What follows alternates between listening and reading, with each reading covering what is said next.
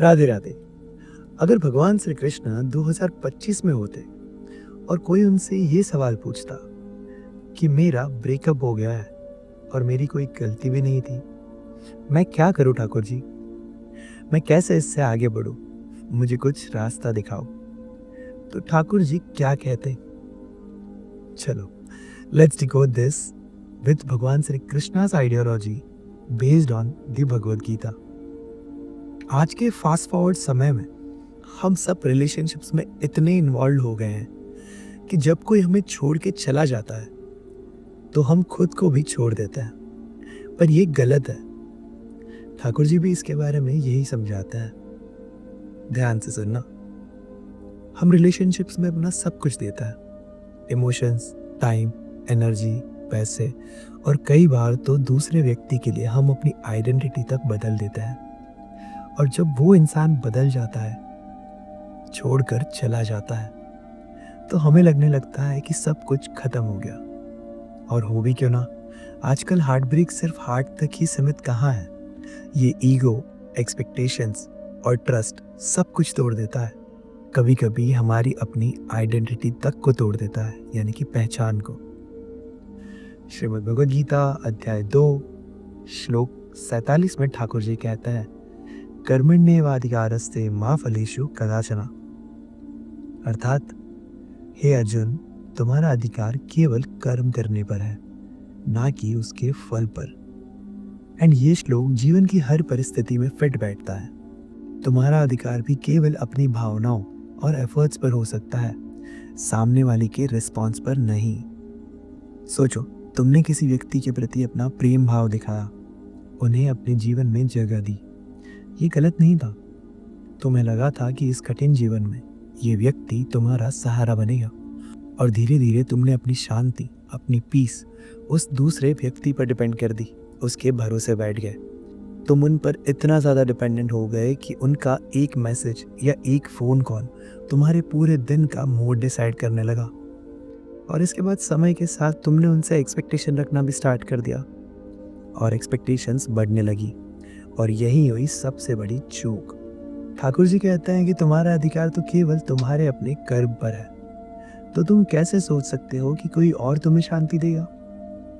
और वैसे भी शांति कोई और नहीं देता। शांति कभी भी किसी दूसरे इंसान से नहीं मिलती। शांति सिर्फ अपने अंदर, यानी कि खुद में मिलती है।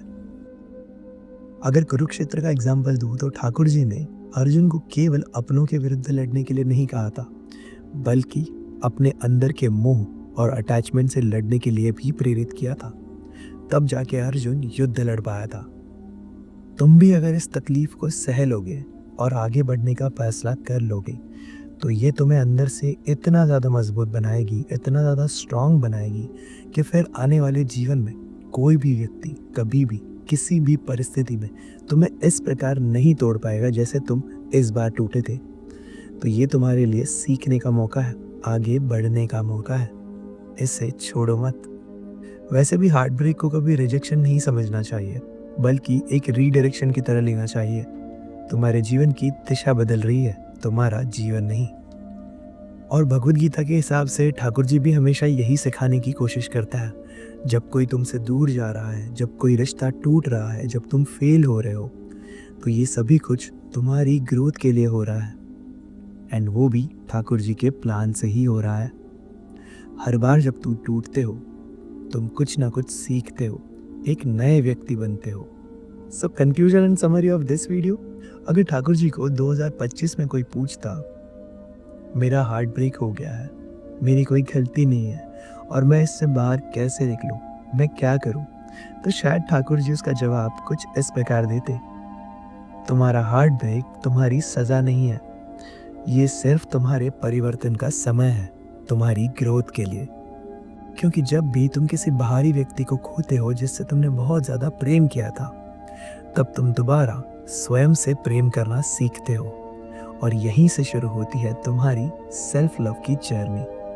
एंड हाँ, इसे एंड मत समझो, ये बस तुम्हारे नए चैप्टर का पहला पेज है।